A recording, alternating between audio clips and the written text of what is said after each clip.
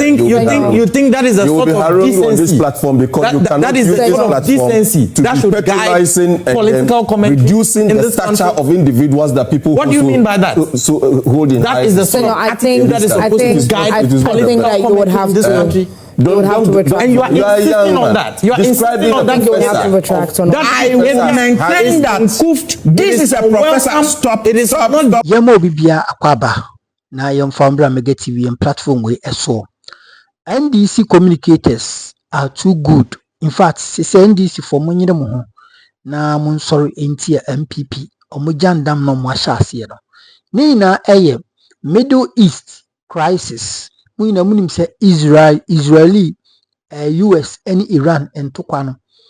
In fact, akofa nsem bibraba and I'm so krama yifu bo akosoro because uko Iran a honum and omweden omu etu oil ne adiade honum shepa efa honu nyina no omu permit a enye den emba ai contain fuel na adiade. Abusia we na NPP 14 China mo dey compare Russia Ukraine war omo kiremu omo say NDC for nkasa omo person beti say omo ka anything about US Israeli Iran war because omo apenson esiye and omo kokan omo say omo dey propaganda na dey ade. This is the impact our Ghana so in fact na yini na one NDC communicator bi ato no boase owura Selom, yes, watono boase atiti bi ediama owura ye freno senyo nso odi mpese mekasa ho bebre yenko na yenkotie interview no in fact show no very interesting very interesting and ohwe de wana ensem no esi flow no ohwe de wana niema si koso na you can say easy. MPP for they have a long way to go since they have decided so kind of the propaganda and throw and on betnano they have a long way to go. Yenche the wa isiko ekobebe twas. All right, so but I hope you're well. Yeah, I'm good. Okay. You have me for me for like Alice here. Oh my goodness! I'm now realized. We're confederates. Yes. Oh. So how do we do this? Because I'm Ashanti. Who adopt you? Oh, you adopt me, huh? I'm also an Ashanti. Yeah, one. We are one. That's No, we actually take you to Keta. Okay. Keta and then Central Tongue. Yes. So be prepared that after this show, we'll spend a weekend in Keta and then. That wouldn't be bad. Yeah. We have lovely places around the coast. Okay. You enjoy being with us there. Okay. I like kind of got bland, yeah, like my Hajia Sidua, Bom, Hajia to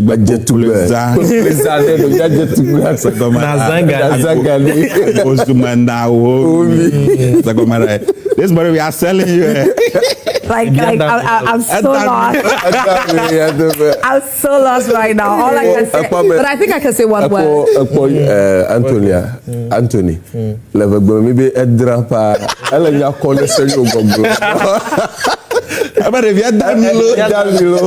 I can say just one word. Which is? I don't know. Maybe you were complimenting me, right? Yeah, we were. Definitely. Okay, so I will say akpe. Yeah. You got it right. So Togbe Sri is watching you this morning. Yeah, I've just gotten the hit, and then the Agubomefia of the whole traditional area. He's also watching. Senyo, you will not tell me this morning. Thank you. So we'll take you to Asogli State and beautiful. The Anglon land. Yeah. I extend my greetings. I extend my greetings to all of them. Beautiful, beautiful. And that's how we like it from this side. Anyway, so it's time for us to delve into a conversation. The very first one is Parliament approving the 15-year lithium mining agreement with Barari DV Ghana. And I did say that minority has raised some concerns, and one of the major ones is environmental concerns. Very interesting. But then I want to first of all you know, in case you have some message that you want to pass to our Muslim brothers and sisters, before we delve into our conversations, please, you could go ahead. Senyo, I want to start with you. Yeah, thank you very much. Good morning to you and good morning to your cherished viewers.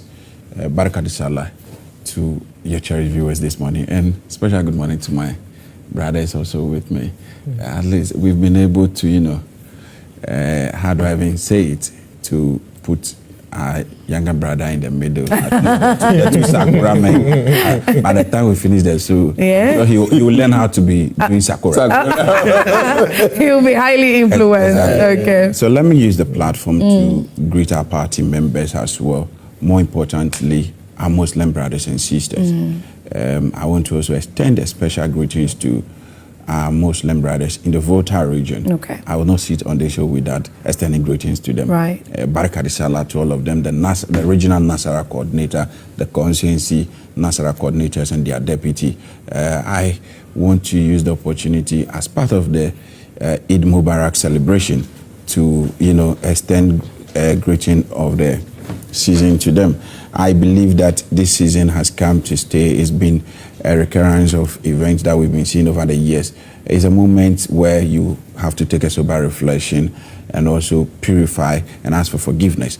So today, I'm sure that in the Blaster Square, during the celebration this morning, we'll be having the chief imam who will be gracing the occasion, and I'm sure the president should be there as well. So as part of the season, all we can say is that Barakadi Salah, but please, it's very important for you to know that this is the time to remember we the Christians, the meat, don't keep it alone. Every day is the small one. Yeah, this please. one is the big one. It's the big one, so please.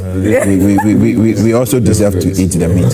So my brothers in the Volta region and across the country, especially my northern brothers who, when I'm on set, they've been sending me. Yeah. Okay. Jose in the Upper East, Banuba, and the rest. All my northern brothers, please. I'm told that STC has opened a special office to receive all my meat parcels. So please kindly send them there, and then it will be delivered to me in no time. Thank you very much. Thank you too. All right, let's come to you, Julius. Yeah, I think that Senyo has extended the greeting fully on all our behalf. All I would say is that the significance of the occasion must never be lost on us. Is demonstrable of our multiculturalism. The fact that Ghana as a secular state, having multiple religions in it, is able to coexist. You know, and occasions like this, we express solidarity with, you know, our brothers and sisters in the Islamic faith. And for us Catholics, the period is also solemn because most often it coincides with our Lent period. And so the fasting periods are almost the same, just that we go 40 days. You know, which is quite longer than the Muslim calendar. And so it's a very solemn period for all of us.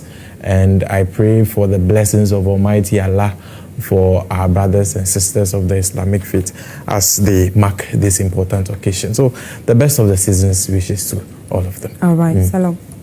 Yeah, thank you very much for the opportunity to extend my greetings to the Muslim Ummah, the Muslim community, for the celebration of the Eid al-Fitr. You know, Ramadan was a month of, or it's actually a month of 30 days of fasting. And this year, particular year, they have done the 30 days because the moon had not been sighted. So they have done the 30 days. I just pray that the blessings that flow from observing the Ramadan or the Siyam should be bestowed on them. They should, Allah should just give it to them for those who were steadfast in prayers and in observing the Siyam. Bismillahirrahmanirrahim. Alhamdulillahi Rabbil Alamin. Ar-Rahman Rahim Maliki Yawmiddin. Iyyaka na'budu wa iyyaka nasta'in. Ihdina siratal mustaqim siratal ladzina an'amta alaihim ghayril maghdubi alaihim waladdallin. Amen. Suma amen. Kul huwallahu ahad, Allahu samad, lam yalid walam yulad walam yakul lahu kufuwan ahad. Iza jaa nasrullahi wa rafatuhu wa rahaitan nas yaduhuna fi dinillahi afwaja fasabbih bihamdi rabbika wastaghfir innahu kana tawwaba. special prayers to all of them, especially those in you don't say Army. Army, especially those in Adidome Zongo. Special greetings to all of them in Adidome Zongo, to Master Buhari and Master Saliu. Okay, beautiful one. Now, to our topic. Since government is highly involved in this, it's only right that Julius starts speaking on this. And that is the agreement between the government of Ghana and Barari DV Ghana. Yeah, so the 15-year agreement. Let's talk about it. Yeah. I think that the overarching objective of our government, the government of Ghana, for years has been that as much as possible, the people of Ghana should acquire the highest benefits possible from the resources that Almighty God has endowed the people of Ghana with. Okay. And government in, government out, that has been our ultimate effort. And so any agreement which is entered into wants to maximize as much as possible what the benefits that Ghanaians would derive from the arrangement is. And actuated by this, the government of President John Dramani Mahama has entered into this agreement, looking at the key elements that would ensure that, we achieve this overarching objective. And so if you observe the agreement that existed before the government of the National Democratic Congress came into power, one of the key things that you note is different from the existing agreement and the agreement that we are entering into at this point is a change that we have made to the growth and sustainability levy component of it. Okay. So if you are familiar with natural resource agreements, what investors seek to do is to enter some stabilization agreements. So they put stabilization clauses to ensure that eventual change in fiscal policy of the country will not affect them. Okay. But what it does is that when there are certain changes in circumstances which government would want to take advantage of to ensure that we maximize our gains in those changing circumstances, then you are locked. Okay. And so what we sought to do is to ensure that the 1% stabilization, a growth and sustainability levy, which was part of the clauses in the agreement, was reviewed and subjected to the laws of Ghana. What that means is that if we make changes in legislation, in terms of the levies that are required to be paid by corporations or companies in the mining sector, then those changes will now reflect with this agreement. You will not be locked in as is the case of when stabilization clauses are entered. Then we also decided to introduce the sliding scale. The argument is that under the prevailing conditions that the New Patriotic Party wanted to enter into a 10% royalties agreement, Ghana would have been getting more. Of course, that agreement would be sound, if it were the case that the circumstances that existed at the time of the agreement would, persist in perpetuity. But it is not always the case. And so you look at these agreements from the perspective of ensuring that in times that there are windfalls, the government of Ghana makes the highest benefit possible, from agreements that we make when it comes to natural resources. It is with this perspective in mind that President John Dramani Mahama's government deems it fit to introduce the sliding scale. If you do not see the benefits of the sliding scale in the lithium case, because currently the price has fallen, you may want to pay attention to what is happening with gold. When you introduce a sliding scale in terms of your royalties determination, when there is an increase in the price of the commodity, you get to take advantage of that by getting a significantly higher, royalty as compared to if it was fixed. And so the argument the NPP is making is that, well, the prevailing price at the time they wanted to lock in at 10% would have been giving Ghana more at this moment compared to the price at which we are entering into the sliding scale. Whereas that argument may be valid if you were looking at things at, with the perspective of prices being fixed. Okay. When you look at it from the circumstances where the price may increase, where the state will not be able to take advantage of those increases, you see that there's a flaw, in that argument, and it lends credence to our perspective that it should be on the basis of, a sliding scale. When you look at the agreement also, we have made strong considerations that there should be feasibility studies, a scoping to determine whether or not it would be viable to set up a refinery here in Ghana. Okay. Now, when it comes to the issue of the refinery, it's important for us to look at the project economy of the refinery, setting it up, if it serves Ghana in the long term. If you look at,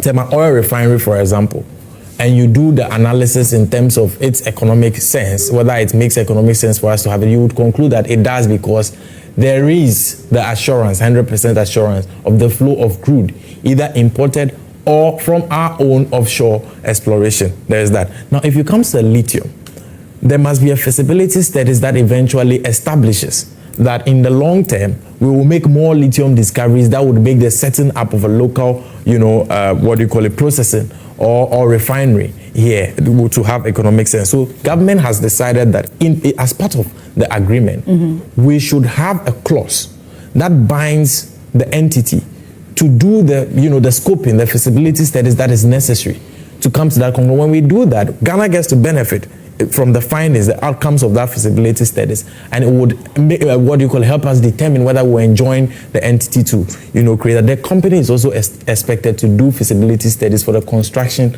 of a jetty or a mini, port of a sort in the salt pond area, or if it is not particularly in salt pond, closer areas, to enable them to be able to facilitate the import of equipments and all of that. So all those things are part of the agreement. They are the new introductions that are there. But broadly speaking, the agreement is largely a reflection of what existed. If you look at the 13%, it's 12% too. Pardon? It's 12%. Is it 13 or 12? It's 13. It's 13. It's 13. Then when you look at the equity holding to that, the minerals incomes investment fund is also supposed to have, the 6% agreement. All of those things are still part of the company. So the differences so far is for us to ensure that when there are some changes in circumstances, especially increments in prices on the world, we are able to take advantage of, and that is important. Okay. That is very, very important. Okay. All right. I'll come back to you on the 1% community development levy, because, like I did say earlier, government has minority in parliament has raised major health and environmental concerns that they wished that the 1% be increased to 2% or even 3%. So we'll get to that. I want Salam to come in on this. Okay. Yeah. All right. Thank you very much for the opportunity. Lithium, there's a global rise or demand for lithium because the world, or what is happening now is that the world, or the 21st century, has taken a stand to do away with fossil fuel because of its ramifications for the environment. Yeah. So we are now moving to renewable energy, and that is why there's a global demand, or there's a surging demand for lithium because of what is being used for. That is, it's being used for batteries for mobile phones, batteries for cars now. So it is important that and the agreement has actually captured that. When the government decided to enter into the agreement in the initial stage, there was some uproar. Because the government at the time appeared like it was just going to do something that they opposed while in opposition. But in keeping with the spirit of the man in the helm today, he listened to the opposing views or the suggestions by civil society groups, especially Imani. They have for the first time, civil society group was given opportunity to do a presentation to members of parliament, so they could see the gravamen of the arguments they were advancing, and quite later that government has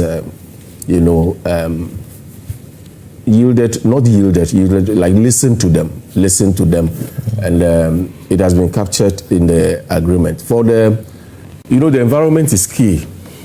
Because over the years, mining, when you go to mining areas, the environment has been, degraded.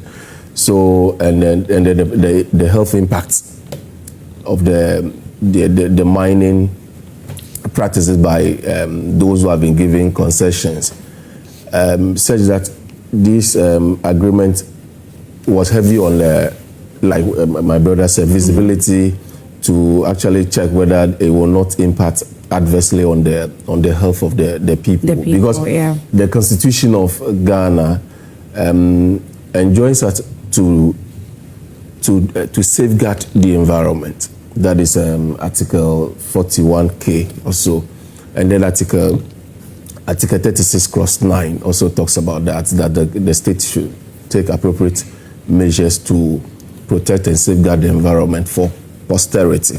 Posterity, it's very important because that is what will be guiding you to be prudent in the use of our natural resources. So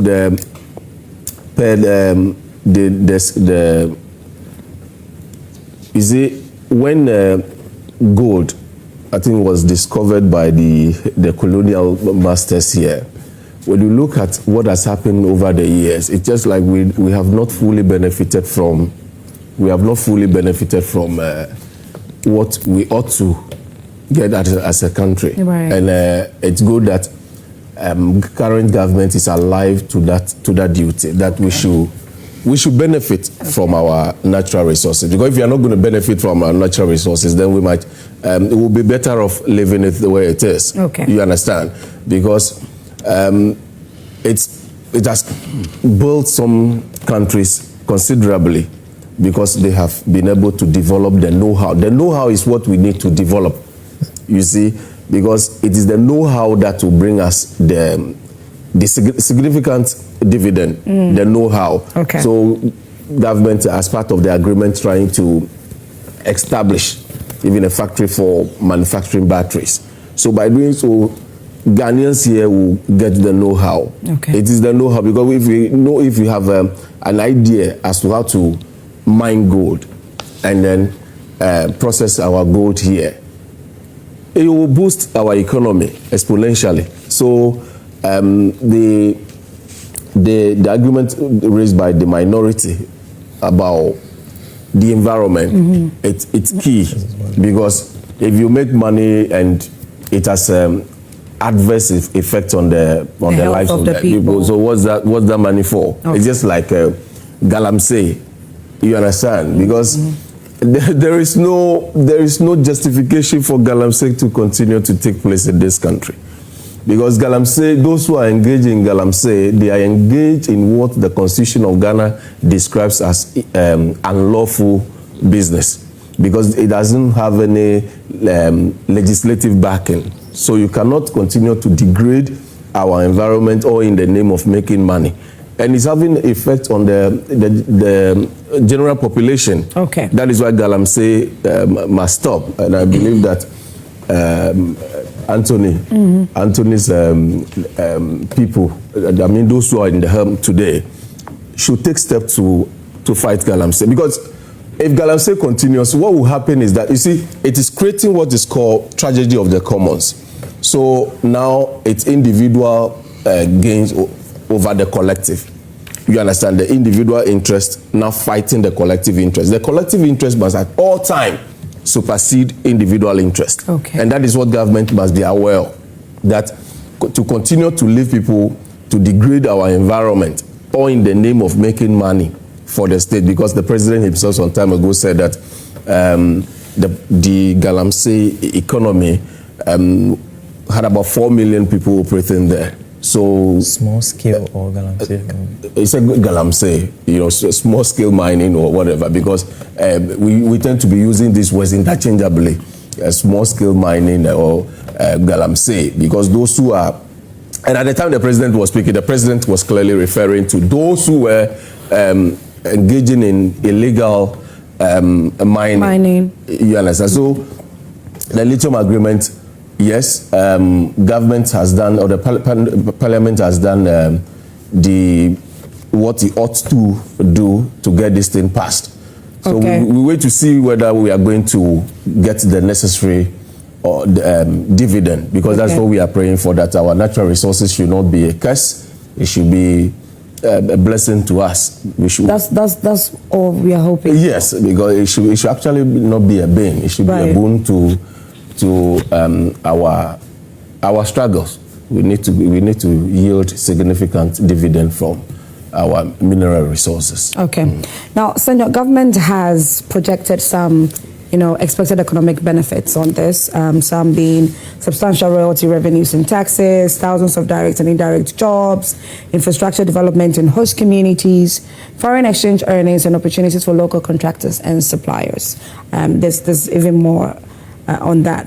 Now, looking at this, why we are all at the end of the day looking for stability when it comes to the economy. What is minorities' opposition? What is the main reason for minority opposing this right from the beginning? Well, thank you very much. Again, let me use the opportunity to inform your viewers that my party has opened registration processes in our various polling stations. So for those who, for one reason or the other, who are not comfortable with what is going on in the country, especially my very good friends in the NDC who are not happy with how things are going. You don't need to go to the police station, just be in your room so that nobody will see that it's an NDC person. And use me as a reference. I'll come and then, okay, it's that I know you. Oh. Register and we'll accept you to join the New Patriotic Party. Just log on to our portal and then we'll accept you. Okay. And then to also say a special Barakadi Salah to our incoming president, His Excellency Dr. Alhaji Mahmoud Bawumia. He is the man that you mentioned, and the root of this nation is shaking. The root of the Jubilee House occupied by John Dramani Mahama is shaking because they fear him so much. So I want to extend a special felicitation to him this morning, Papa. Barakadi Salah to you and to your beautiful wife, the incoming First Lady of the Republic of Ghana, Hajia Samira Bawumia. She's just pretty. Very. The most beautiful. Yeah, she's very beautiful. Yeah. So you see, when you what's happening here? When you talk That's about your flag bearer's wife. when you talk about it, when you talk about the fact that when you talk about the fact that in fact she's the incoming First Lady, complimenting our flag bearer who will be the next president of the Republic of Ghana, they don't understand. Now let's go into the substantive issues. Very good. Let's go into the substantive issues. Yeah. Julius, kindly be quiet and listen to me. Okay, thank you very much. Very good. If it is the salam meat you need, don't worry. After here, I'll get some from Dr. Bawumia's house for you. No problem. No problem. So what we need to look at is that one of the things I'm happy about is that the Barry lithium deal is going to create jobs. And I'm happy about that. Okay. I am one person beyond the politics. As a young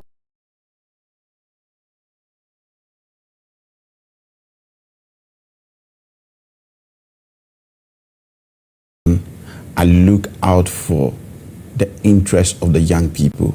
So if at the end of the day, after the ratification, we are not going to hear the usual rhetorics, and it's going to be about jobs creation, I am all for it. However, I support the minority decision. I support their call. Okay. In the sense that, you see, this whole deal exposes the double face of the NDC and the likes of exposing the integrity deficit of Professor Jampo and the hunger-induced CSOs in this country. And I'm saying this because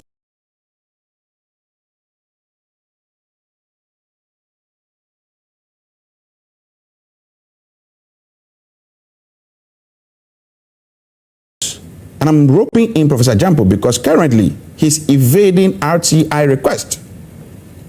He's evading accountability and transparency. And this is a man who has been very loud in this country, known to be a man who calls for accountability. So he is one of the people who has been induced with issues of, integrity deficits when it comes to this whole deal. I am worried for him.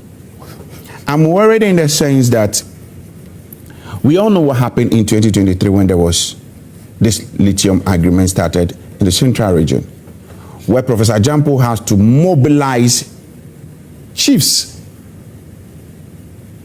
to reject the deal at the time in terms of the royalty that was given to them. At the time, it was 10%. Professor Jampo and the likes, the minority at the time, as if heaven must come down. They said a lot in this country. But what did we see when they came to power? We all know what happened last year. It was 5%. That is the double-faced government that we are having in this country. That is the double-faced government that we have in this country. Now, fast forward. If we have a government that is having a double face, then we need to be very careful. The reason being that we are being led by their leader, who once told us on a campaign platform that when you are seeking a mandate to lead the people, you need to lie to them. You need to induce them with lies. So one question that will be asked is that, when we lie to, when the issue of the lithium agreement came, when they told us that they are rejecting the 10%, whereas they are in office and they are now pushing, or they push for 5%, led by Honorable Emmanuel Kofi Amabua. Minority has to hit them left, right, center, remind them of the commentaries they ran when they were on a hunger strike in opposition. Today, they are in government. A Nigerian man will tell you they don't belefu. Their stomach is full. So they have decided to reduce it from 10% to 5%. But God being so good, the CSOs who are not on hunger-induced strike, they were able to call, together with some of them who are even on hunger-induced. They made a noise together with minority. Okay. Lo and behold, government led by Honorable Emmanuel Kofi Amabua heeded to the call, did a U-turn, came back to tell us that they have now agreed on 7%. However, there is what we call sliding scale. Then I asked myself, that's okay. And the sliding scale is going to be on whether there is, an upward pricing at the global market. If there's reduction, they'll also look at it and be able to fix the price. But what is worrying here is that the likes of Professor Jampo in Modern Ghana paper said that what? Reject the childish lithium lease. And this is by Professor Jampo. Petitions Parliament, slams Minerals Commission. And this was in when, 2023? This was in 2023. Then you go to City, a graphic online, you have the likes of Sami Jemfi, the communication officer of the NDC, who said what? He urges Parliament to reject the deal. Said that agreeing to that deal, he on Modern Ghana again, lithium deal, your boastful claim of securing 10% royalty, a celebration of mediocrity. This is what Sami Jemfi told us. Today, your government, which a very good brother, of course, he's a very good brother of mine, is part of, hypocritically induced with hunger strike at the time, now in power, full of food. They are now reducing it. And when we hit them that no, it is not good, they have brought it to 7% and telling us grammar sliding. That is what they are telling us. Agreed. But what it seems to pontificate out is that as Ghanaians, we need to be mindful of the things politicians tell us, both NPP, NDC, CPP. Okay. We should not allow ourselves to be cajoled by, vote-induced policies or hunger strike when we are in opposition.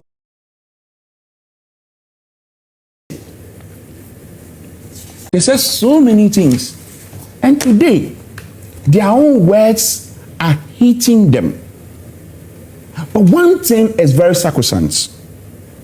That is, as young people, especially Mr. Sami Jemfi and Professor Jampo, who today is evading accountability and transparency, we have to be guided by the kind of things we say when we are in opposition and when we are in power. We need to be very meticulous, because Obia enim dachi. You cannot tell what will happen. Does Ghana control the global price? Ghana doesn't have control over the global price. So you have no locus.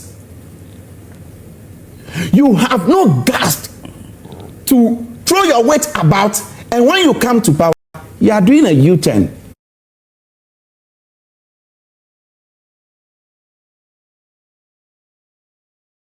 Saying all manner of things. Yes, the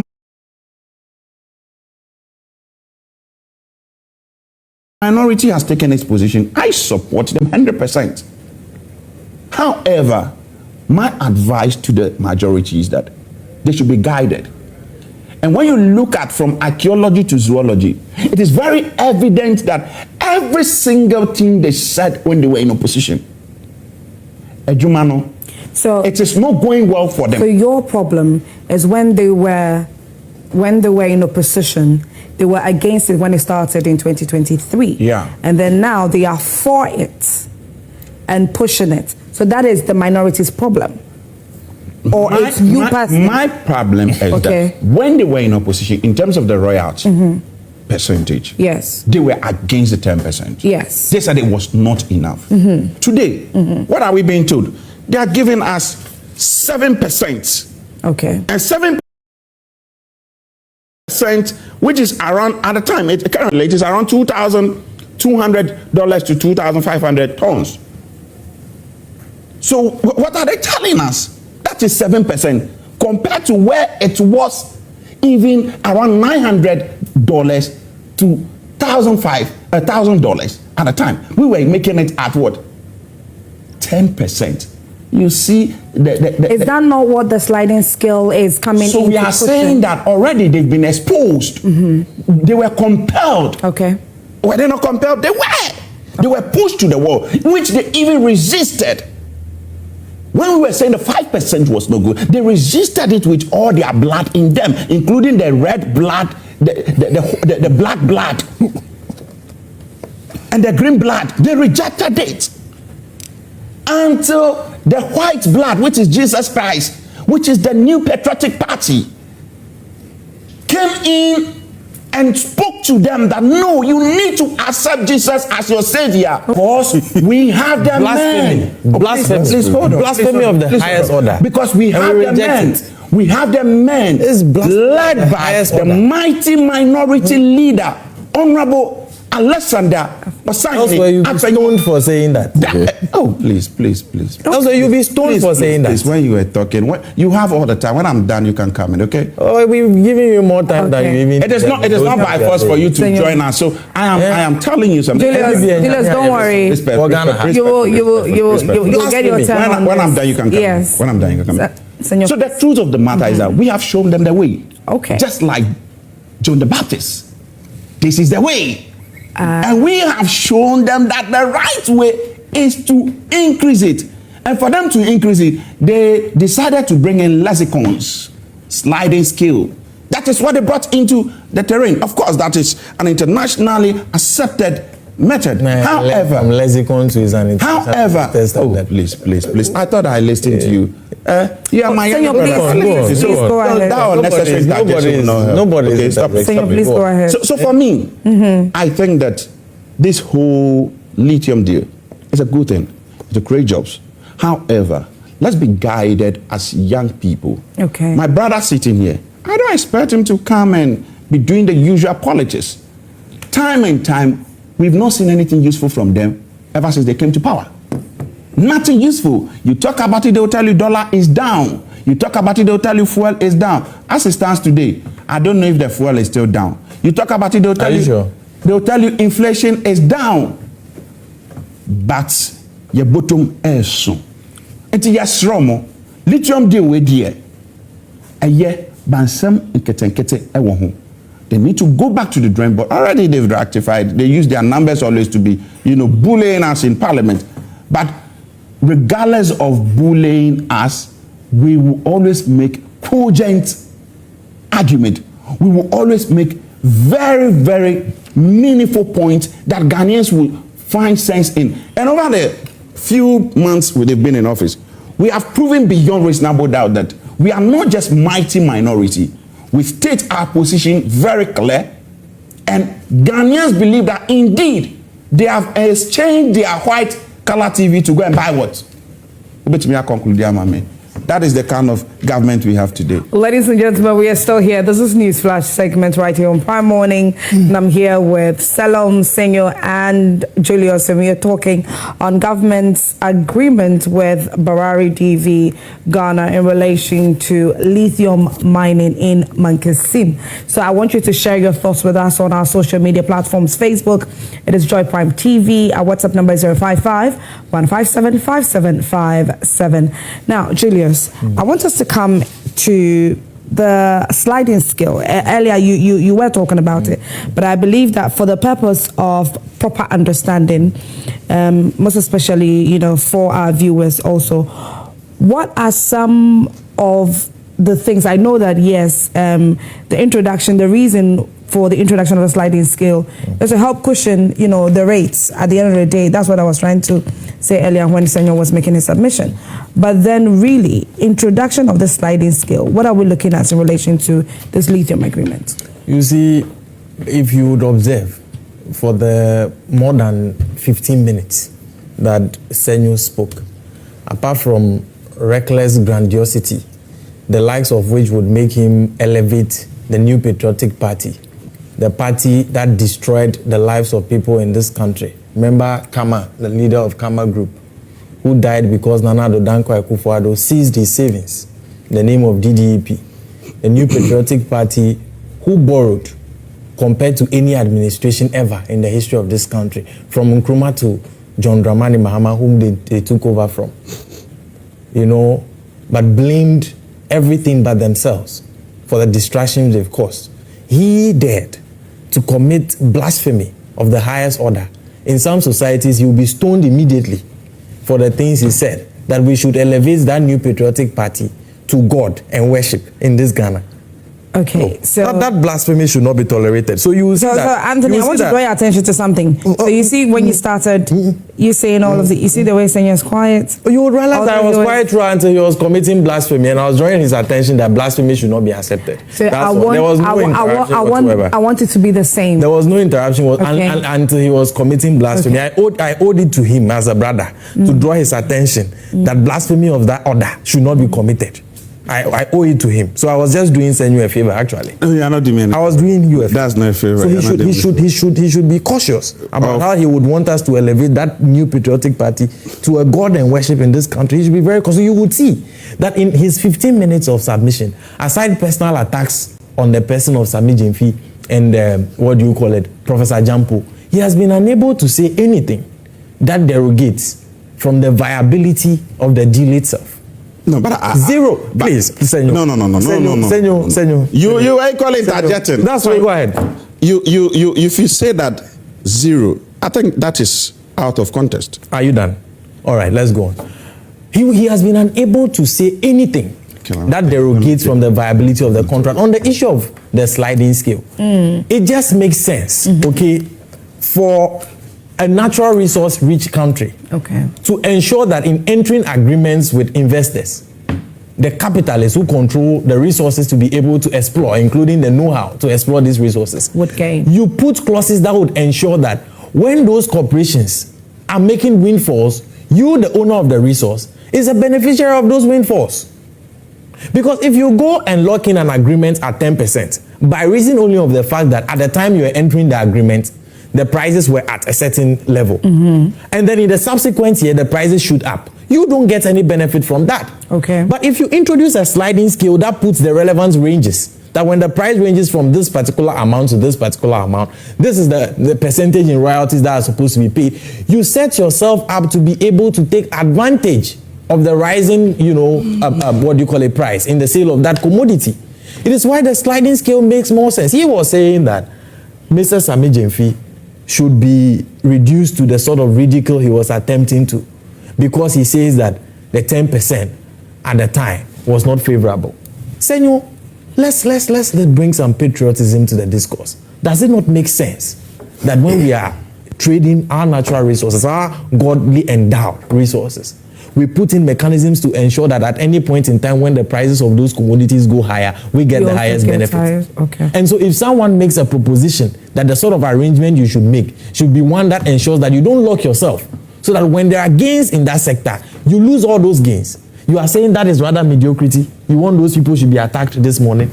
Is that the proposal you are making? That is what that we should accept. Is that not what I said? We should accept a situation. We should accept. He's calling for that. Yes, locking us in this mediocrity.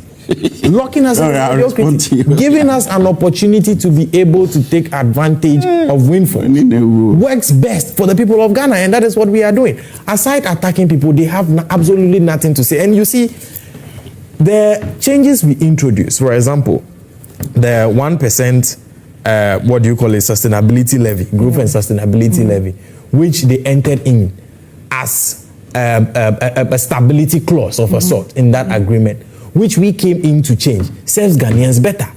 We introduced those changes with the objective. If you observe my presentation from the start, I said the objective is to ensure that the Ghanaian people get the highest possible gains from the natural resources that we have. If you go and enter a stabilization clauses, anybody who has basic knowledge in natural resource governance knows that stabilization clauses serve to benefit the investors more than it benefits the host country 90% of the time.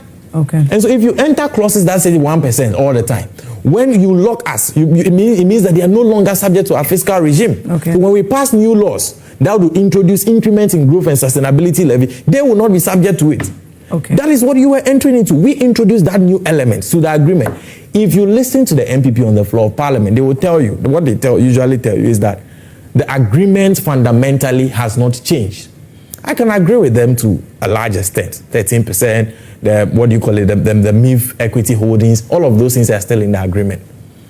But the things that ensure that you get the highest benefits are to eliminate things like the stabilization clause that gives advantage to the foreign investors. Is to eliminate the situations where when there is windfall, we don't get any better. We have introduced all of those things into the agreement, varying what it is that they did. So if they actually believed in the genuineness of the agreement they have entered into, then if we supplement it with things that any objective analyst will tell you increases the chances that the Ghanaian people are going to get the highest benefit from our natural resources, they should gladly support it.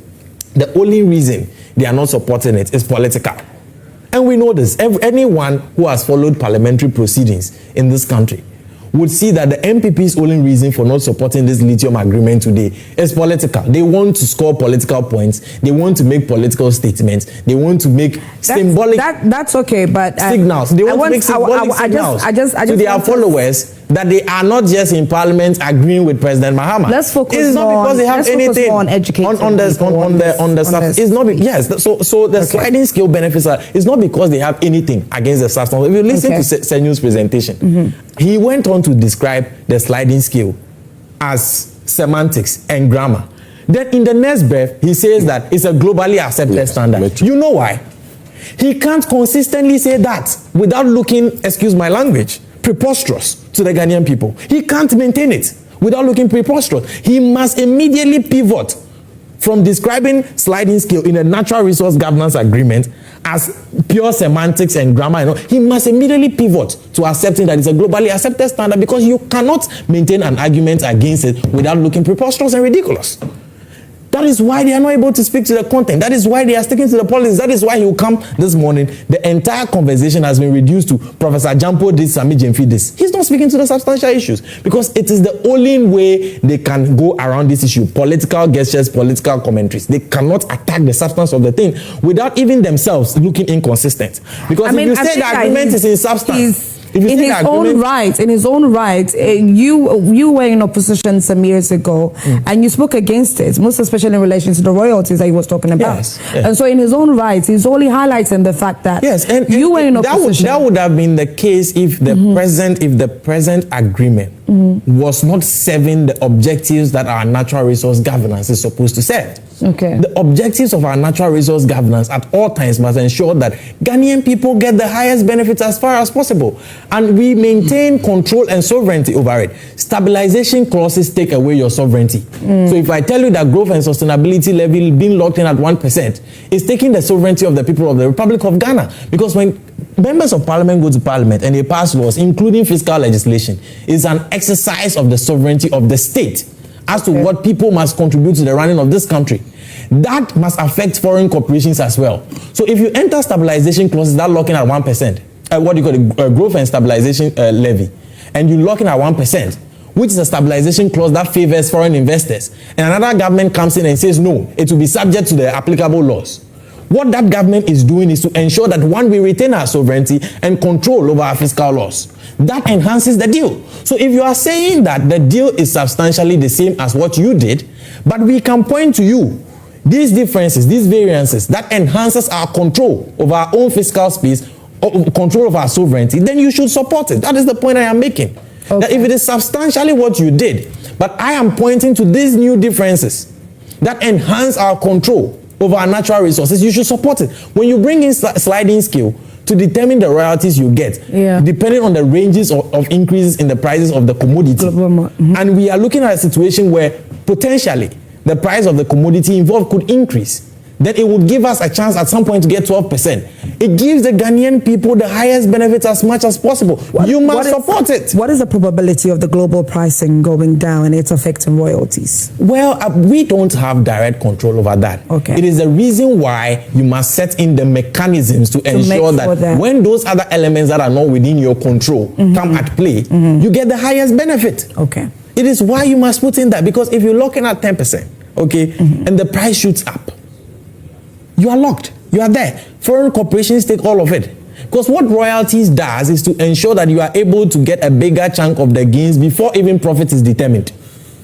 And so if you have the possibility of getting 12% when the prices go up, why wouldn't you take it? Anybody who has an understanding of natural resource governance would support this, especially when you are insisting that the agreement is largely the same as what you did. But we are pointing to the variances that increases the Ghanaian stake in the whole affair. You should support it. And I am telling you that nobody would be able to maintain an argument against this, aside the political gesticulations, the name calling and all of those things. They cannot maintain any real argument against the agreement itself in substance without sounding preposterous. Okay.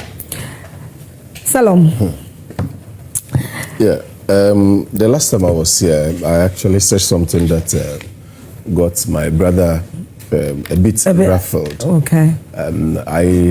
You mean Julius or Julius? And I had to, he was attacking all those who are. We had to engage, and we aligned to politics. And we engaged in some. And I didn't accept that. We engaged in some, what we call here banter.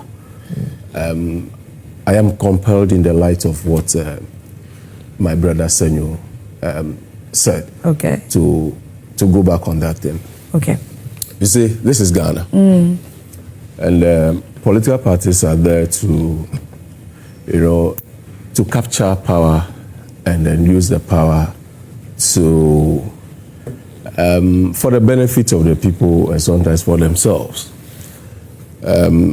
So this country, there is no legislation that says that we must all join political party. Because there are times you see clearly that maybe such entities, it will be difficult for some individuals to join. Okay. There's a wall of difference between politics and partisanship. But over here, we tend to be using, politics and partisanship interchangeably. You can take a political stance on something, okay? And that stand may be different from partisan stance. The partisan stance is a very narrow one. You see, which is what my brother Senyo has decided to engage in. He has engaged in extreme partisanship, which has led him to, to wage onslaught on certain personalities.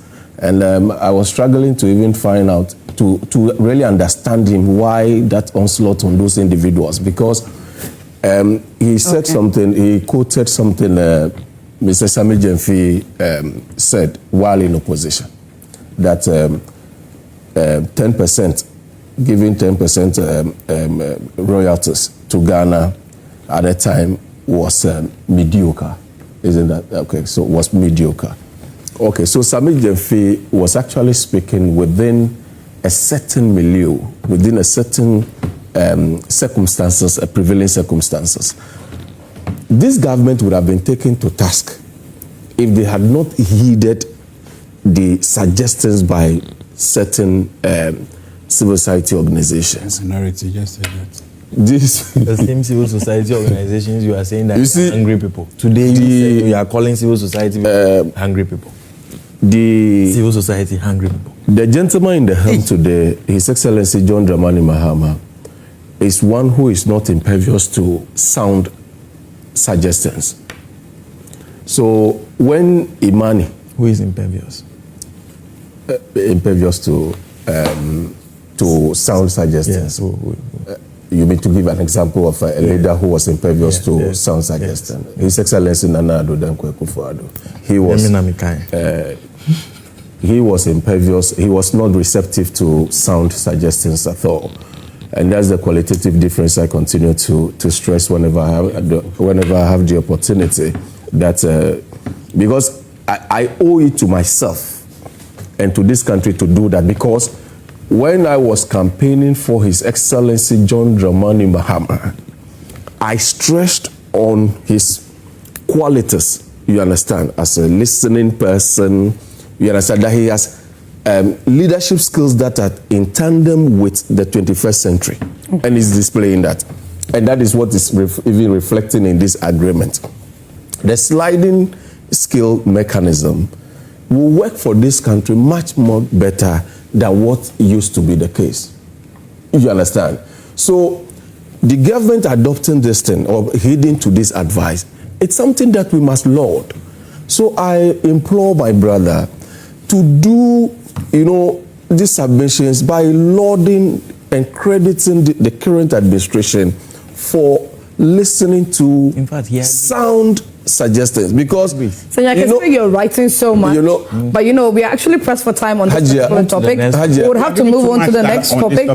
So too much time on but this should be a rebuttal. So 2-3 minutes. But you're giving like 5 minutes. Senyo, you equally had more than 5 minutes. I agree with you, but the rebuttal should not be too much. It should end the just 2 minutes. We are also balanced. Salom is now giving his take on this. No, this is the second time he's speaking. Okay. Yeah. So just 2 minutes is okay. He's done. What I'm saying to my brother is that just be patriotic. Yes. Love your country. Yes. Love that's the party nyanti. So you see. So look, these people. Whenever. Salom is an extension of NDC on this show today. Please, whenever agreements of this nature is placed before you, what you do is that you immediately ignite sense of patriotism. And when you ignite sense of patriotism, what happens is that you look at the thing, you look at the agreement, you appraise it objectively.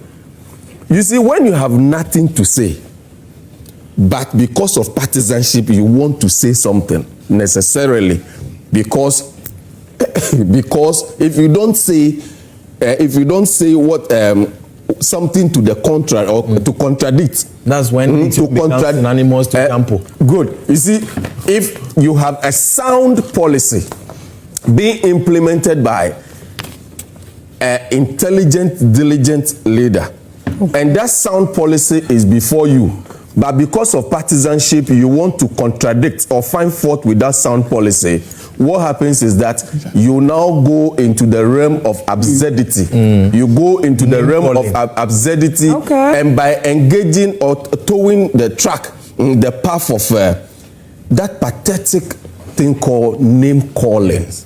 You understand? Calling us hungry people. Do I? Hello. Alhamdulillah, Alhamdulillah, Alhamdulillah, Alhamdulillah. You did call the things, the suggestions we make. Listen to what I said. Hello. I was very specific. Anthony. Calling us hungry people. Look, the difference. I want you people to step back to watch what is happening today. Why His Excellency John Dramani Mahama is winning accolades from all and sundry. Look, just yesterday, I was at Tiptoe Lane. So I was in a shop and then, boom, the light out. And I said, hey, Ayezu. And you said, what did you say? Hey, Ayezu. You said that to them? I said that to them. I said, hey, Ayezu. Are you NDC? But light out. Somebody said light out and you say Ayezu. And so when I said Ayezu, you know what happened? What happened? Then these young business guys, they say, hey, what this government is doing, because the mess this government has inherited, Master, don't say this, John Mahama or Yadiepa.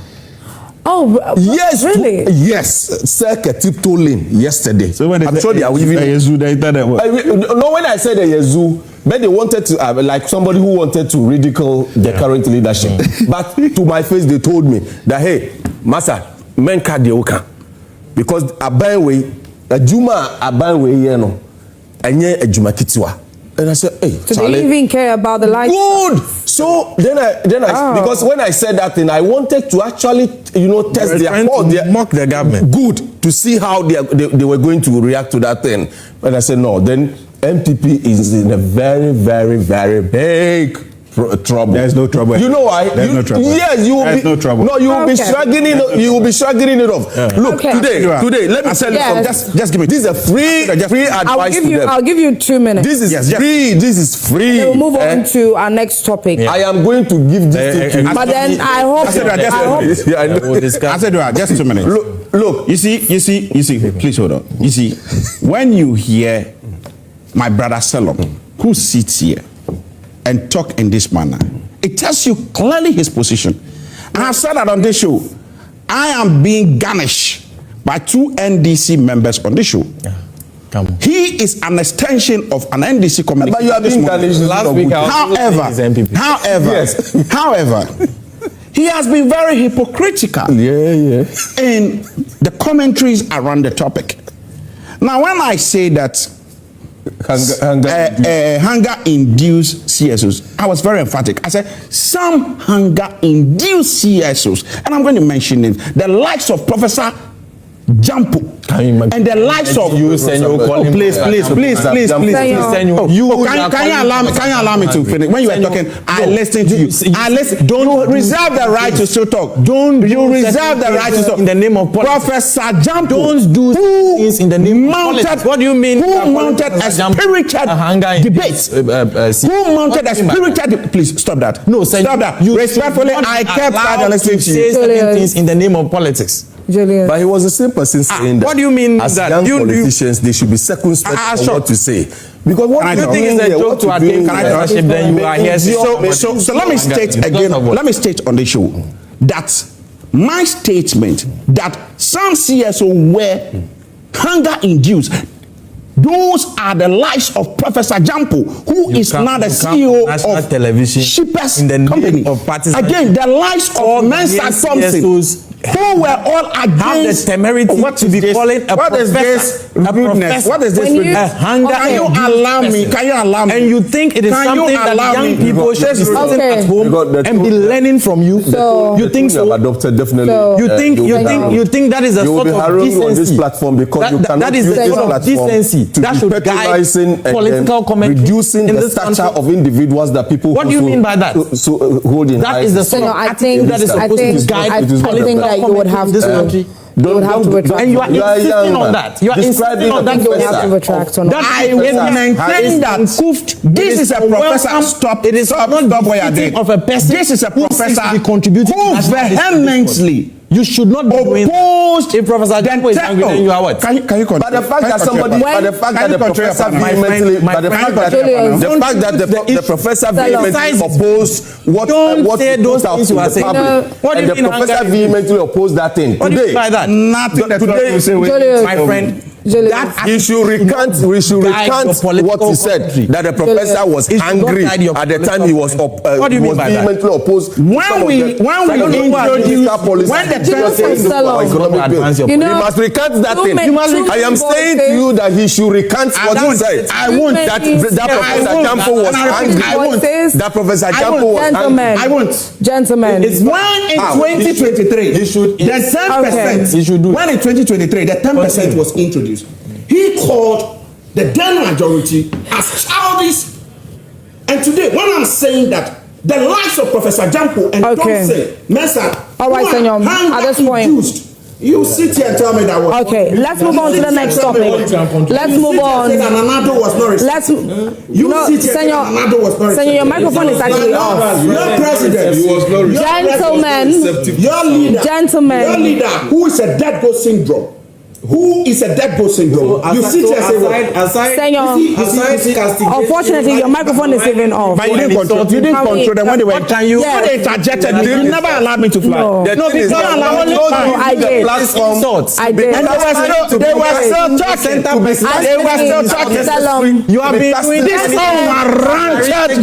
This unwarranted look at attitude. I don't accept it. This unwarranted us any good. This unwarranted. This uncouth display. No. Have to.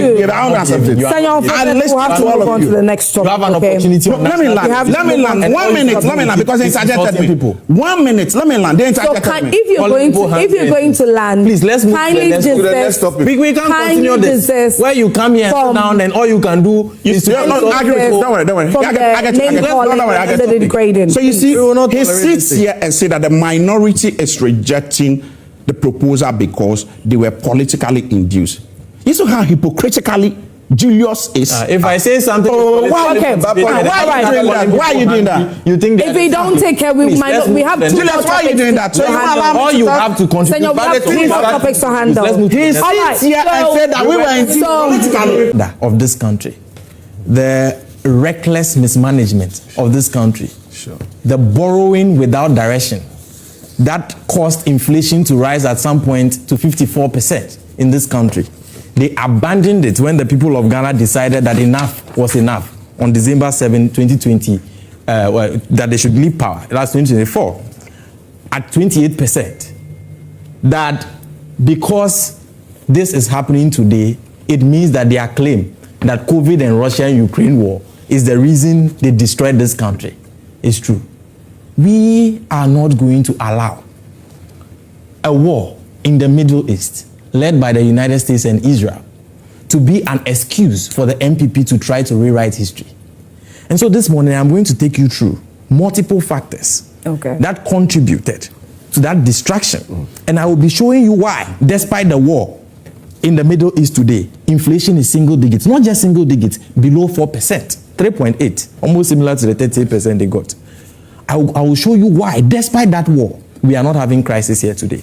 To remind them that they destroyed this country because of the unprecedented borrowing. If you check the history of this country, when it comes to Eurobond, for example, Ghana in total, since we started going to the Eurobond market in 2007, under President Kufuor, borrowed 15.5 billion. Out of that total of 15.5 billion, guess the component of it which President Kufuor alone borrowed? 11 billion out of 15.5 from 2007. Then only you, the total is 15.5. You borrowed 11 billion. Their reckless borrowing was what caused this country to collapse, not COVID and Russia and Ukraine, and we insist upon it.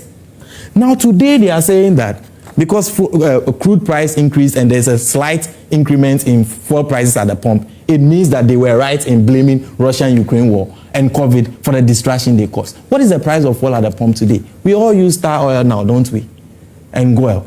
They are the leading, companies in the market. If you go to the pump today, you get it at a little above 12 Ghana cedis, right? Yeah. What was the price of fuel when they were leaving power?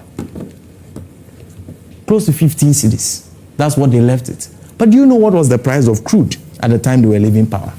They were leaving power at a time where the price of crude on the global market was around $72 per barrel.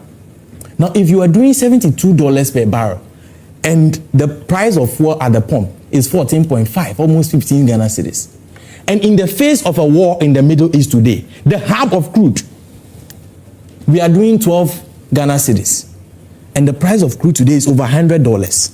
What is it telling you? It means that there is a different factor at play that is making the price less today. If the price of crude today is over $100 per barrel, are you listening?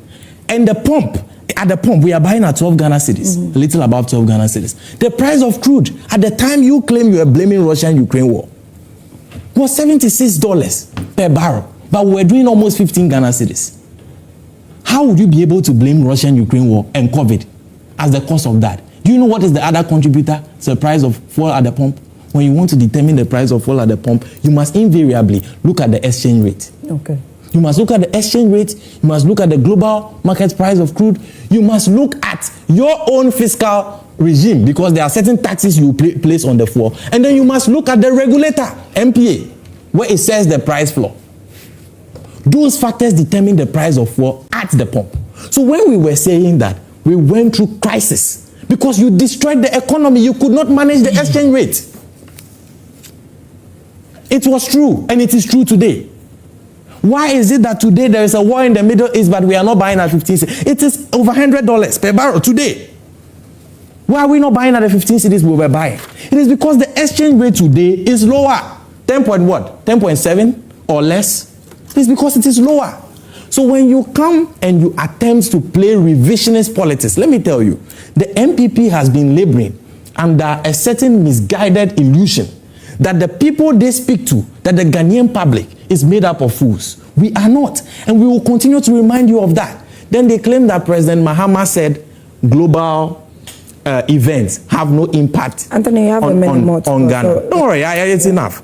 Global events have no impact on Ghana. And so he was lying and all of those things they were trying to say. This President Mahama, you know the owner of Asasi Radio. Asasi Radio is owned by Gabi Asari Ochodako, right?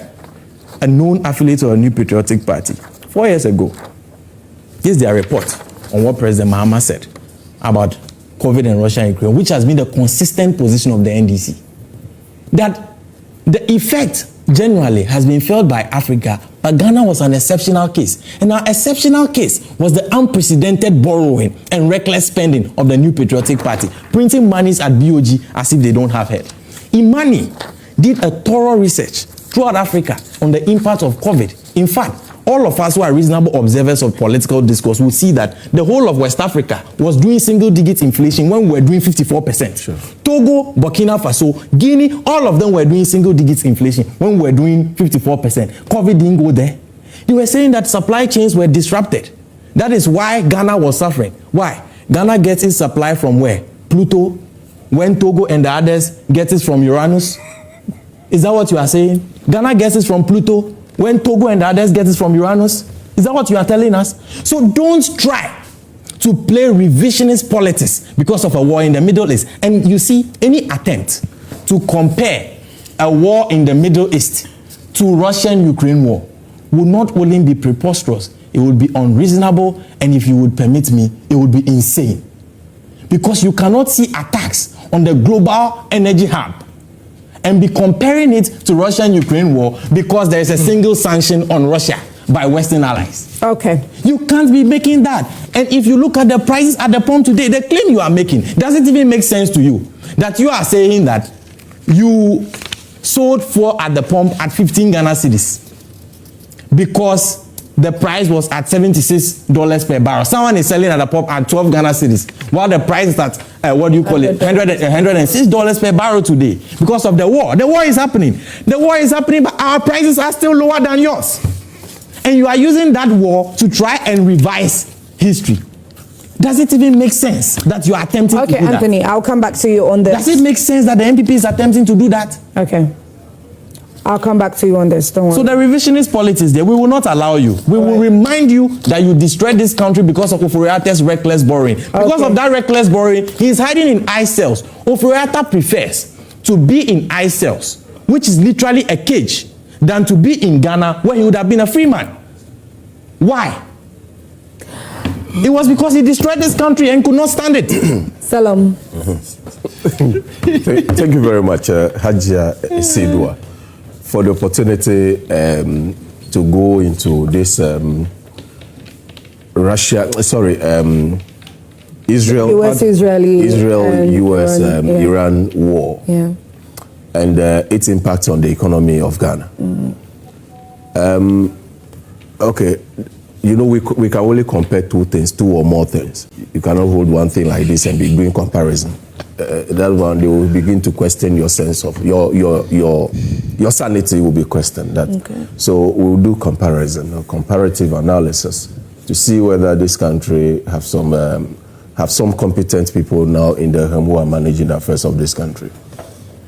Ezidua, I was one of the individuals who rejected the NPP's, the Akufo-Addo regime's suggesting that the COVID-19 Russian-Ukraine war was what actually battered the economy of Ghana. I rejected it, and some of your colleagues those days will ask, Abba, what are you saying? Because no country is an island. And I say yes. And I use one thing to drum home my point, that, you know, HIV is. We know how HIV is transmitted. One of the means we know that it is through sexual intercourse.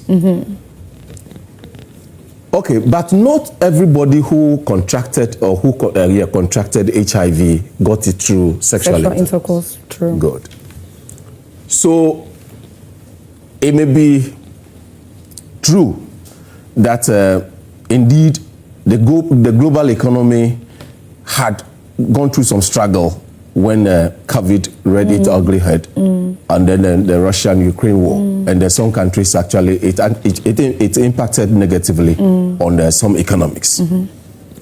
But Ghana's economy was not battered because or as a result of the Russian-Ukraine war.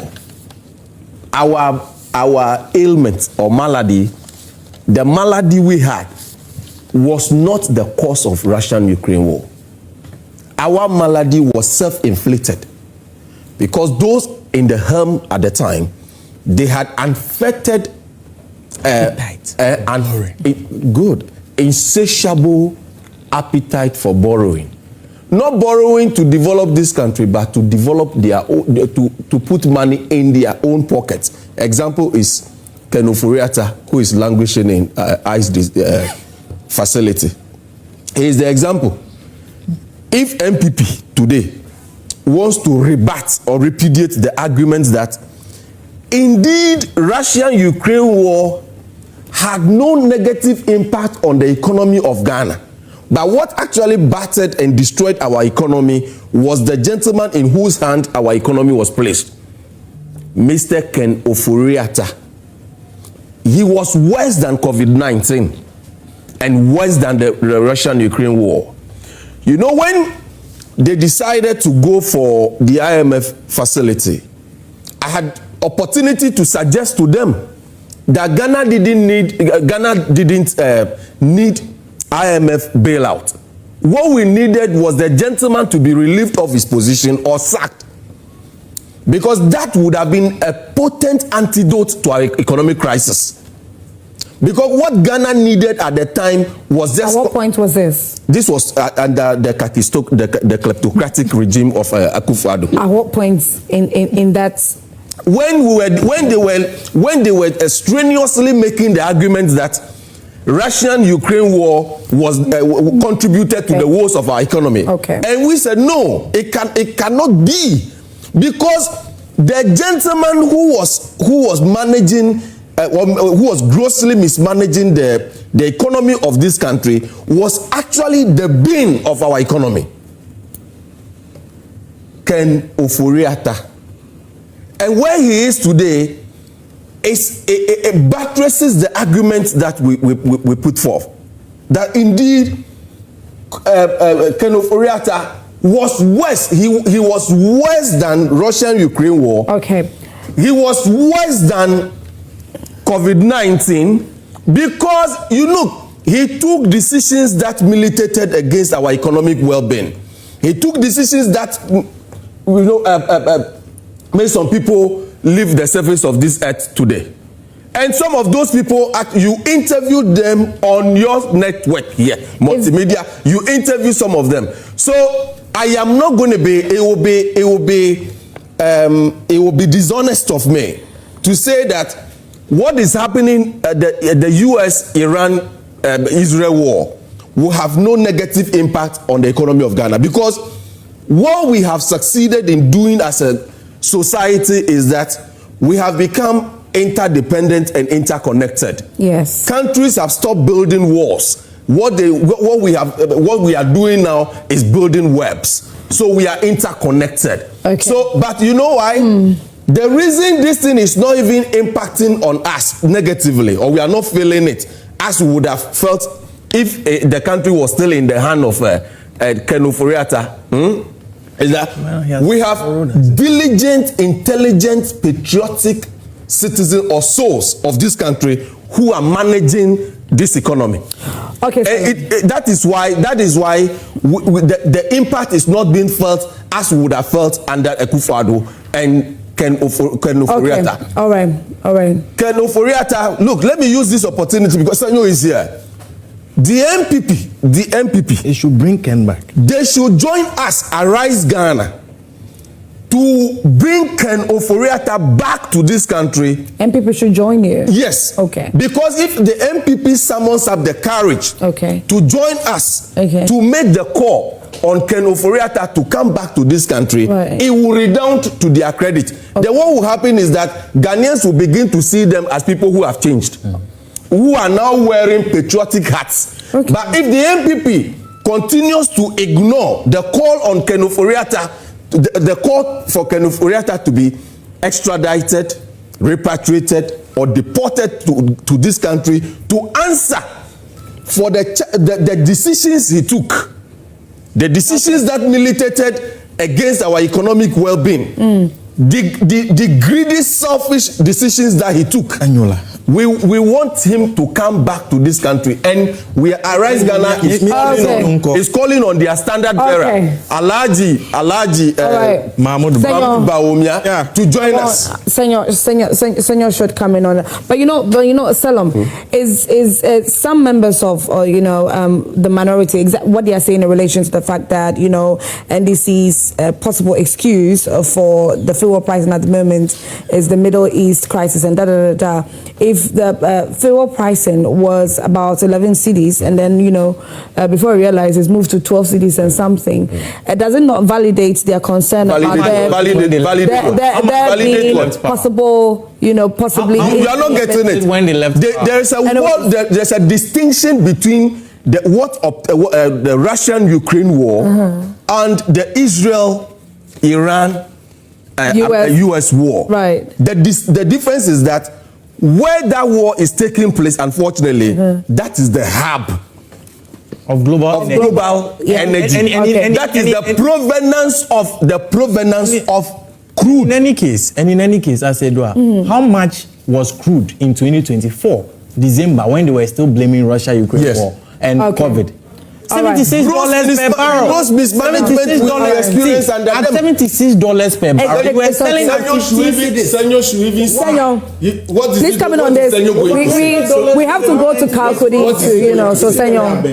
Yes, you've done very well. Thank you very much. Okay, please talk. So first of all, I would want to ask my two brothers, and for Shalom being very hypocritical on this show, always time and time. What I want to ask, do your best to just hit the right on the head for me, okay? Is that the Russian-Ukraine war, I want to ask of them, did it have any effect globally on prices from 2022 after that time when prices were surging? I want to ask them, did the Russia-Ukraine war have any effect on global prices. Yes, but it is not what collapsed Ghana's economy. It's okay. Because it's okay. There's a difference between it has an effect and it is what collapsed the economy. Yes. Why are they doing this? When you asked us a question, you said yes, it's enough. Anthony, you asked us a question. This difference between it has an effect. This is what collapsed the economy. This your response. Please finish up your submission. Thank you. I'm happy that that you say we should say yes and we'll say go ahead. So you see, I'm glad you have agreed that yes, but it did not collapse the economy. Our economy was already on its knees. It was already on its knees. You see, one thing I know is that when you are actually speaking the truth, you will not be given a chance to air what is true. So what I want to say is that I'm happy that they have all both agreed that indeed it affected prices. So what it means is that Ghana, His Excellency John Dramani Mahama, he has no control over the global prices. That must be established. Fast forward. But he has control over what happens at the pump. That is why he has control over the CD. And the CD is affecting how the fuel is being sold at the pump today. That is why at $73 per barrel, you were selling at 15 cedis. At 106, he's selling at 12 cedis. You have doesn't have anything to say. You have, but Senyo is just going to wax lyrical. If he doesn't have anything to say, he's here for a reason. Okay, they know I will definitely speak the truth, so they have to come at me. So at some point in 2022, crude prices went as far as $120 per barrel. That is the highest it went at some point. Now, what are we seeing today? My brother is doing some jandam arithmetics. That today we have good prices by the OMCs that we are seeing. But what he is failing to understand is that NPA, as a fit match, has informed us that we have at least 5.3 weeks of petrol and 7 weeks plus, I think that's 7.8 weeks of diesel reserve. So at this time, he will not understand the nitty-gritty of what is looming at the global prices. Because there have been some projections already that in the coming days, if the war continues, we should expect over $200 per barrel. And I will be very glad to be on the same show with my brothers to see what they will say. However, they must understand that we need to give time, some time, because time will tell and will expose every single thing they have said. When we get to that place, you are pointing that one thing, please, I respected you, Anthony. That's what I'm not telling you. This disrespect. I'm not saying. No, but you're interjecting me, entering into my conversation. I'm not saying anything. No, but why? Listeners cannot hear what I'm saying. No, how does this? Nobody has prevented you. So, I was actually paying attention to you. Nobody has prevented you from speaking. Are you saying we cannot have conversation? So what we need to understand is that these two gentlemen who wants to be a stumbling block on my path this morning, I will not withdraw. I'm going to actually do my presentation. Okay. And in doing the presentation, I am going to put the two gentlemen in the witness box. In the witness box, we have the first witness presenting Exhibit 1. Okay. And that is Salom Dramado presenting Exhibit 1. Okay. In Exhibit 1, we have on myjoyonline.com. It is a bloody lie to blame COVID and Russia-Ukraine war for economic crisis. But that's reinforcing what we say. What is this? Allow me to. No, but because stop this. Leading on to something. You stop this. Time is very expensive. Time is very expensive. Now, no, don't worry. Let's finish. This was said by the president at the time he was in opposition. Fast forward. It's correct. Otek Ghana also recorded that. Your camera can zoom it proper. So that, yes, Otek Ghana. Now, fast forward. I am happy that he presented a document over here by saying that the president actually said that the Russia-Ukraine war will have an impact on African economy. Yes, 5 years But ago. what he fails to understand is that the same president in 2024 who said that it is a bloody lie. Yes, the same. Please. The same president who said it is a bloody lie. He has made a U-turn. They are the same. He has made a U-turn. Anthony. He has made a U-turn. He has made a U-turn. I said, Mahama makes U-turn. Admit COVID-19 and Russia-Ukraine war responsible for economic crisis. Someone's headline. Any media can choose to give whatever. This is Ghana West. Is that the president's quote? Now, quote the president. The president again went to meet the U.S. branch of executive of the NDC. Yeah. And he repeated the same statement again. This is a president who has two mouths. He says this here today, he says that here today. So I agree that indeed we must believe President Mahama because he has told us that time and time we need to cajole the voters when we want votes. When they were desperate for power, when they needed power, riding on political baloney, they needed to convince the voters that this is the issue. But today, we are now being told by the likes of Sami Jefi at the time, who told us that the economy was already limping before Russia-Ukraine war crisis. But it's true. But it's true. Today, old men know it on their dying beds. Children know it in when I'm done, you will still talk. When I'm done, you still talk. Again, we have the likes of we have the likes of the majority leader today, Mahama Yariga. This story is from my job online. Mahama Yariga, who said what? Yariga mocks NPP for benefiting more than Russia from Ukraine war excuses. But it's now, what it means is that 54% inflation. We must understand one thing, that nobody, and I mean nobody, not even the president, talk of even he, Julius, sitting here, he is even a microcosm of the governments. He has no locus. He can talk big grammar sitting here. But he's just a microcosm of the government who has no decision, about individual who has no decision, are we here to discuss who has no locus in making decision as far as price control or price stabilization. Okay. We can make all the rants when we were in opposition. But today it is throwing at them. Not discussing they cannot accept the heat. And they are now shaking, the two of them. They think that I will be that person who want me back so that we can to run it up. It is very sacrosanct that when we are in opposition, when issues of global crisis are rising, we must understand that no economy has control over global crisis. That is the life of cocoa. So you give the final submission, so that we can. And then they give final submission. No, when I'm done, they can give. I'll give my one. You want to host the likes of cocoa. So confused. The likes of cocoa. The likes of crude oil. What it means is that we don't have control.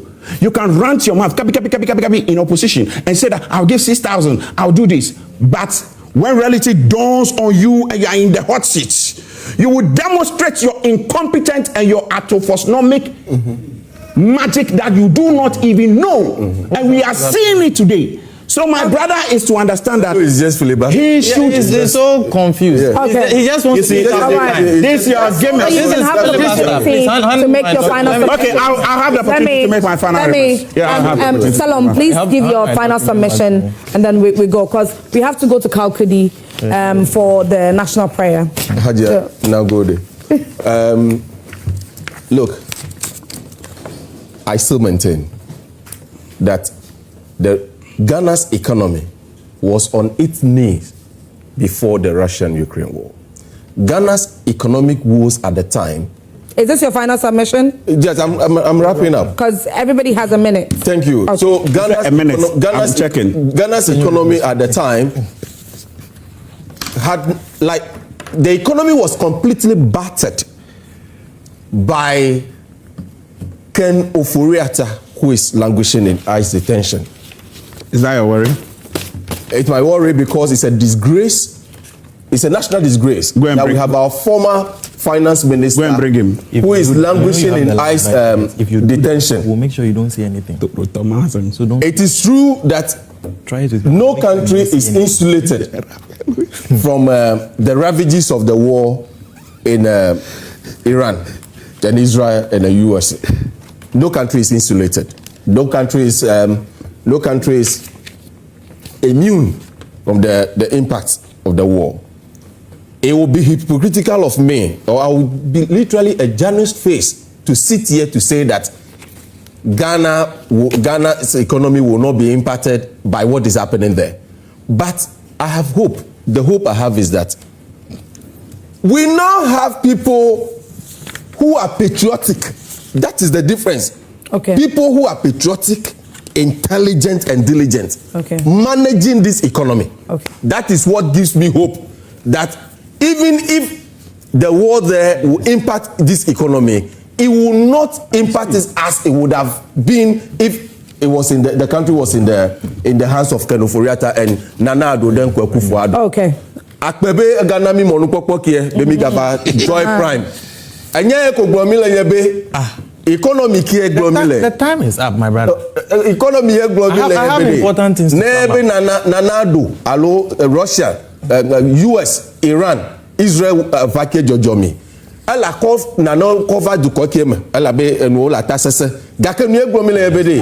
Nana Addo enuka 1 minute John Mahama play at two first na all economy manager le gbegbe all ajagbagbe enu me do premium. All right. Akpe begado gbena di do moto kata Akpe to you too. Senyo ye do gbenemi. NPP vie. Julius. I would sum up by wrapping the fundamental points I made together. Point number 1 is that we will not allow any attempt to revise history, to re-narrate the realities that Ghanaians lived under President Akufo-Addo and Ken Ofori-Atta, Kumbaomia's economic management in this country. The reasons are simple. When we say that COVID-19 and Russia-Ukraine war is not responsible for the economic disruption, the quagmire, in fact, the death that some Ghanaians suffered because of the mismanagement of President Akufo-Addo and Ken Ofori-Atta and Baomia, it is a fact. That fact is not the same as global events do not have impact in Ghana. We are saying that COVID-19 and Russia-Ukraine war have their general impacts on all countries over the world. But Ghana was not destroyed because of that. Sure. And the reason lies in the evidence I am going to present to you. Throughout the time that they were telling you that COVID and Russia-Ukraine war is what destroyed Ghana's economy, the whole of West Africa was doing single-digit inflation. Do you know the inflation Ghana was doing? 54%. Do you know what accounts for that kind of inflation? It is when you engage in reckless borrowing that locks you out of the international market. You do not have the needed buffers at your central bank. And when you are locked out of borrowing, you don't have reserves. The lack of reserves leads to a situation where you cannot manage your exchange rate. Your inability to manage your exchange rate leads to inflation in your country. That is why we were seeing that in Ghana. Togo was not suffering that. When they refer to COVID-19 and Russia and Ukraine, they say that it disrupted supply chains. That's what they say about COVID. I am asking, was Ghana getting its supplies from Pluto? Togo, Cote d'Ivoire, all the other countries were getting it from Uranus? I am asking that question. The question is fundamentally no. Then the last thing I would want to say, in 2024, even in the lead up to the election, they were insisting that Russia-Ukraine war and COVID is the reason why fuel prices rose to the extent that they did. I am saying that it is not. And any attempt to use the opportunity of the war in Israel, Iran, to revise history will not work. The reason is simple. When you want to deal with fuel prices, for example, I will revise that so that the point lands well. Multiple factors contribute. Factor number 1 is the global crude price. That will determine it. Factor number 2 is the exchange rate. Factor number 3 is fiscal policy, because you may put taxes on the fuel yourself. Then factor number 4 is your regulator, NPA, how it sets its price floors. Okay. When you look at all these factors, in the case of Ghana, why is it that in 2024, December 2024, global crude price was around $72 per barrel? But you were selling fuel at 14.5, even 15 Ghana cedis. Today, there is a war. You are saying that we are blaming the war. We are not. We are not blaming the war. We are just saying that it has an impact. We are not blaming it for any economic quagmire because the economy is not in any quagmire. Every Ghanaian can see that inflation is at 3.8. Okay, every Ghanaian can see that the fall. Relax. Let me wrap up. Let me wrap up. Please, let me wrap up. Let me wrap up. Today, okay, the war is happening. But fuel at the pump is what? 12.5. Help me, Senyo. How much is it? 12.1. 12.5. You were doing 14. It's more than 12.5. Whatever it is within the range of 12, right? That is fine. Even if you say 12, speak to the camera. Even if you say 12.9, I'm fine with it. So even if you say 12.9, I'm fine with it. We are doing that at a time where the crude price per barrel is $106 per barrel. The reason why it is like that, it is still lower than what they were doing, when it was $72 per barrel. The reason is because of the exchange rate. And you know why the exchange rate is important? He is speaking for a presidential candidate of the New Patriotic Party who is seeking election to come back to government, who at some point in time told us in Ghana that the most important macroeconomic indicator, he didn't say that it is an important determinant. He said the most important is the exchange rate. And we are seeing it play today. They could not manage it. Exchange rate was ranging all the way to 17 Ghana cedis under you. That is why we saw what we saw. Don't try to revise history. You failed. Accept it. You failed. Anthony, Senyo, you failed. Anthony, you've abused the time I gave you. Thank you very much. Senyo, thank you very much, Asiedua. You see, it is very preposterous when you have reckless, arrogant bunch of braggarts who want to tell us that they know the economy. Who want to tell us that they have control over the tenants of this economy. We will be seeing the indicators, and we are seeing the global prices looming. And instead of them to quail, they are exhibiting their arrogance. And we are seeing a similar thing, which is trying to, at some point, induce my younger brother. And I think that I will resist the attempt by calling for the Almighty Sobolisa to, take off that arrogance posture from him, because Ghanaians have seen the worst that they promise the people. We were told by the current energy minister at the time, when he was a ranking member of the energy committee. What did he tell us? He told us that Ghana is a net exporter of oil. So when the Russia-Ukraine war, the Lula Balu is going on, we should benefit from the windfall. Today, Nanu Esi. Nanu Esi. I say. He's selling fuel at the pump. Please. Nanu Esi, why are you on the street? That's what the energy minister is doing. But what is very sacrosanct is that the NDC, led by His Excellency John Dramani Mahama, they have time and time displayed that they are super incompetent. They claim that at the time we were mismanaging the economy. Today, I put it to them that if indeed they are really managing the economy very well, now that the price, as at yesterday, we are around $108 per barrel, I am praying to the Almighty Mauga Sobolisa that you should intervene in the crisis of other African countries. But what is again known is that at the time we were told by President John Dramani Mahama that Russia and Ukraine are 7,000 kilometers away. But today we must know, and it must be established, that Iran is 9,000 kilometers away from us and is just our neighbor. When the bomb hits them, boom, boom. In Ghana, it will be Monjame, Name. So we must not be disturbed. We must not be disturbed by any action going on in Ukraine and US-Israel missiles that they are throwing at each other. Okay. We must be mute, because Sami Jelfi has already set the tone that the bomb has not touched Kaswa. It has not touched any part of Ghana. As far as I know, my constituency, which is Anglo constituency, Keta constituency, or the constituency in the Volta region, his constituency is Central Town, and his Ketu South, and the president constituency, Bole Bamboy, and Atofosi constituency and the likes, bomb and see Ghana here. Now Ghana, we are immune to any action of the war. We must, like the Togo, where people will see, me got to me got someone, let me tell you, and while I don't have a gomero, Mr. Goma. Okay, all right. Senyo, thank you for your submission. Now, let's hop on. The war conversation is ya medical catch us NPP ni empedocor. On say nkofo mi no mutonu no mayo mo se omode no kwale do mo nka bi. Na mom omode ntro ene bedin ebe yo mo program no. Yemis MPP for say some can Russian Ukraine war a dear impact and a debra Ghana. Russia for a dear no modi my Ibisa Ukraine na dear any from her. Antia omodi Russian Ukraine war a gina so we a Ghana sika a gina so bo my chrono. Okay, young funny say Russian-Ukraine war affect the economy.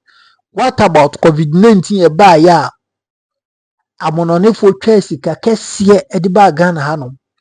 Say economy and as oman biya especially African countries ayedie yenim how to manage our economy.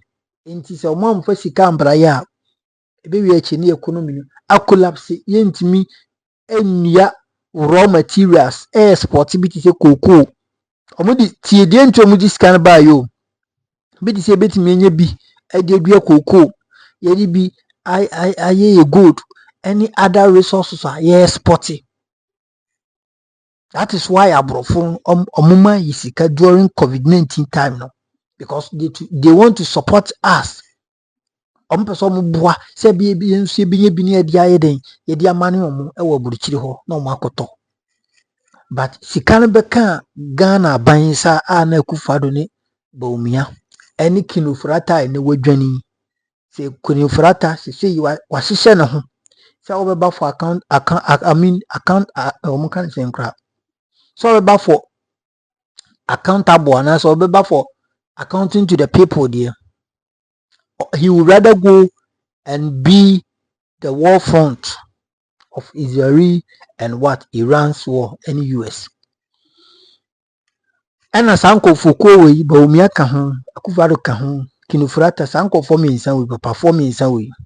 Omonyan Kura, Moni Papa, Oya Bawumia no Yakura, we Kinofrata, Nimfi, Obechen Bawumia, Akufo-Addo Sidi, we all know. But in performing in some way, can Omutem Sieni, Edi Sikano, Emma Mwanka Sankro Phobinum, and Tam, a yet mammy be. Na owo mimia mikurum tamale orezi concern say sika no mo achedi a wose nkomo mani bi omo ama no.